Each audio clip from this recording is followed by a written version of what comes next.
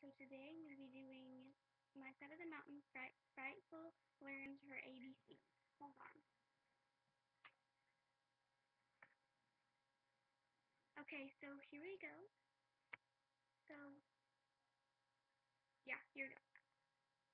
Free time was spent scraping the fur off the deer hide to get it ready for tanning. This much I knew. In order to tan hide, it has to be steeped in tannic acid. There is tannic acid in the woods and oak trees, but it took me several weeks to figure out how to get it. You need a lot of oak chips and water. Water and oak give off tannic acid. My problem was not oak or water, but getting a vessel big enough to put the deer hide in.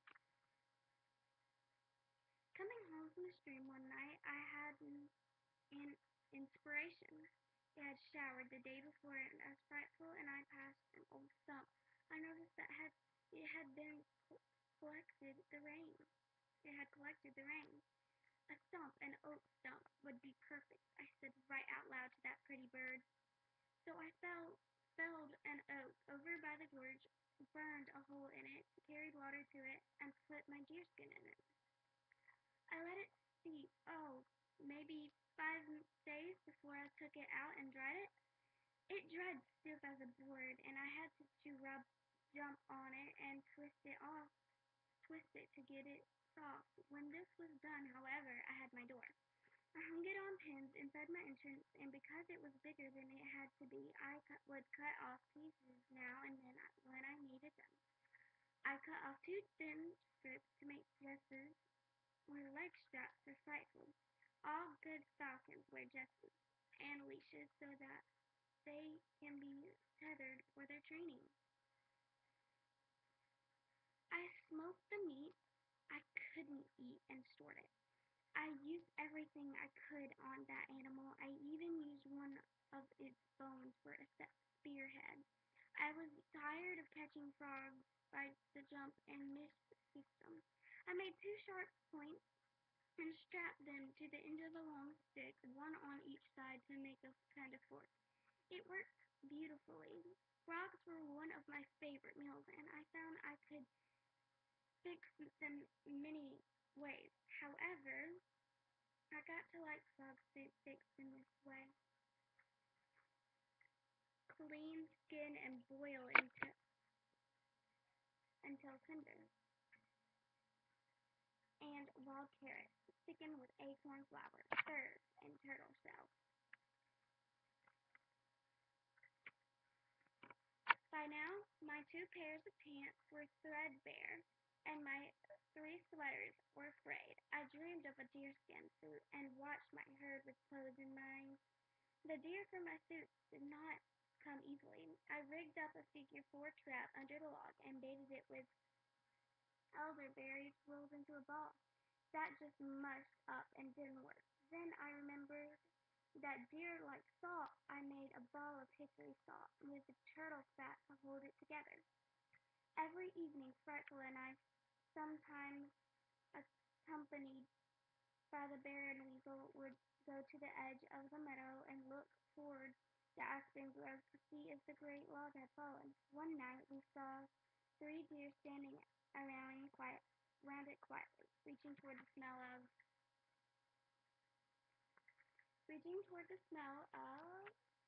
salt.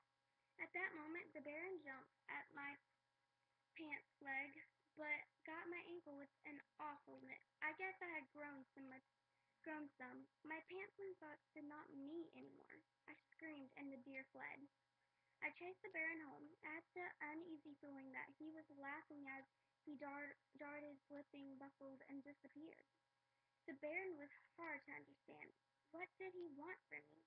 Occasionally, I left him bites of a turtle or venison, and although he smelled the offerings, he never ate them. The catbird would get them. Most animals stick around if you feed them, but the baron did not eat anything. Yet he seemed to like me. Gradually it occurred to me that he didn't have a mate or a family. Could he be a lonely bachelor taking up with odd company for that lack of an ordinary life? Well, whatever the baron liked me for was what I was, and I appreciated that. He was a personable little fellow. Every day I worked to train Frightful. It was a long process. I would put her on her stump with a long leash and step back a few feet with some meat in my hand. Then I would whistle. The whistle was supposed eventually meaning food to her. So I would whistle, show her the meat, and after many false flaps, she would finally fly from my hand. I would pet her and feed her. She could fly fairly well, so now I made sure that she never ate unless she flew to my fist. One day at breakfast I whistled for Frightful. I had no food. She she wasn't even hungry, but she came to me anyway. I was thrilled. She had learned a whistle meant come. I looked into her steely eyes that morning and thought I saw a gentle recon, recon, rec- recognition. She puffed up her feathers as she sat on my hand.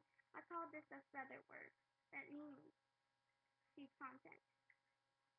Now, each day, I stepped farther and farther away from Frightful to make her fly greater and greater distances.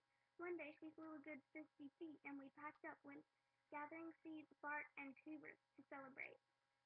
I used my oldest sweater for gathering seeds. It was not very convenient, and each time I filled it, I mentally designed bigger and better pockets on my deer hide suit to be. The summer was wonderful. There was food in abundance, and I gathered it most of the morning and stored it away in the afternoon.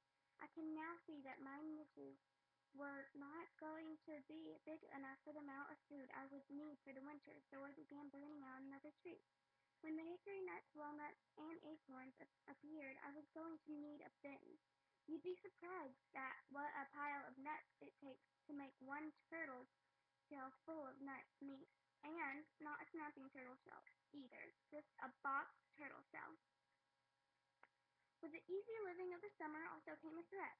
Hikers and vacationers were in the woods, and more than once I pulled inside my tree, closed my deer flap door, and hid while bouncing noisy people crossed the meadow on their way to the gorge.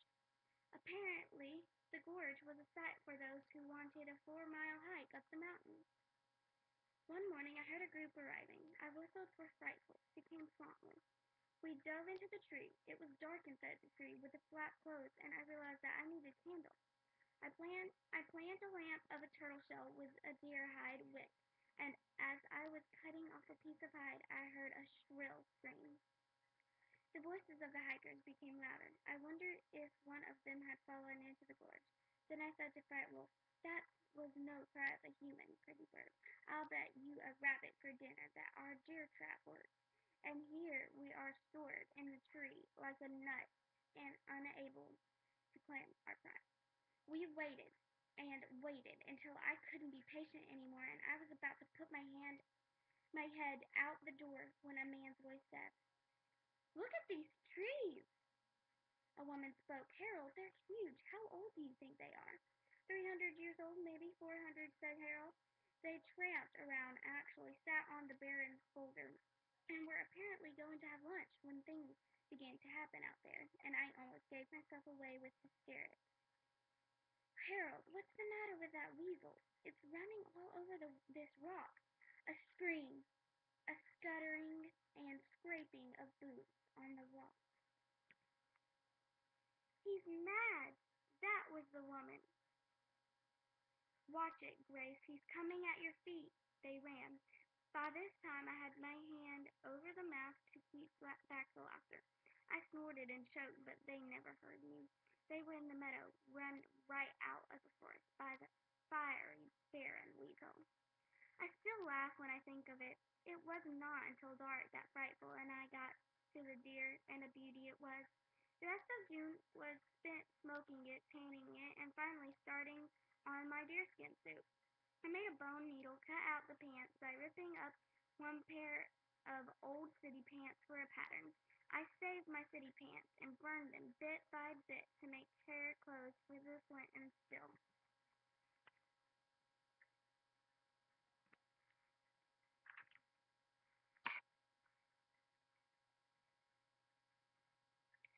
Frightful I said while sewing one afternoon. She was preening her now silver, gray, black, and white feathers. "There's no end to this. We need another deer. I can't make a blouse." We didn't get another deer until fall, so with the scraps I made big square pockets for food gathering. One hung in front of me and the other down my back. They were joined by straps. This device worked beautifully. Sometime in July, I finished my pants. They fit well, and were the best looking pants I had ever seen. I was terribly proud of them. With pockets and good tough pants, I was willing to pack home many more new foods to try. Daisies, the bark of a popular tree that I saw a squirrel eating in puffballs. They are mushrooms, the only ones I felt were safe to eat, and even at that I kept waiting to die the first night I ate them. I didn't, so I didn't. So I enjoyed them from that night on. They are wonderful. Mushrooms are dangerous, and I would not suggest that one eat them from the forest. The mushroom expert at the botanical gardens told me that. He said even he didn't eat wild ones. The inner bark of the popular tree tasted like wheat kernels, and so I dried as much as I could and powdered it into flour. It was tedious work, and in August, when the acorns were ready, I found that they made better flour and were much easier to handle. I would bake the acorns in the fire and grind them between stones. This was tedious work too, but now that I had a home and smoked venison and did not have to hunt food every minute, I could do things like make flour. I would simply add spring water to the flour and bake this on a piece of tin. When done, I had the best pancakes ever.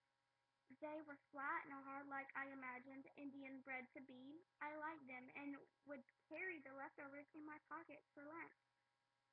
One fine August day I took Frightful to the meadow. I had been training her for lure. That is, I now tied her meat on a piece of wood covered with hide and feathers. I would throw it in the air and she would swoop out of the sky and catch it. She was absolutely free during these maneuvers and would fly high into the air and hover over me like a leaf. I made sure that she was very hungry before I turned it loose. I wanted her back. After a few tries, she never missed the lure. Such marksmanship thrilled me. Bird and lure would drop to the earth. I would run over, grab her jesses, and we would sit on the big boulder in the meadow while she ate.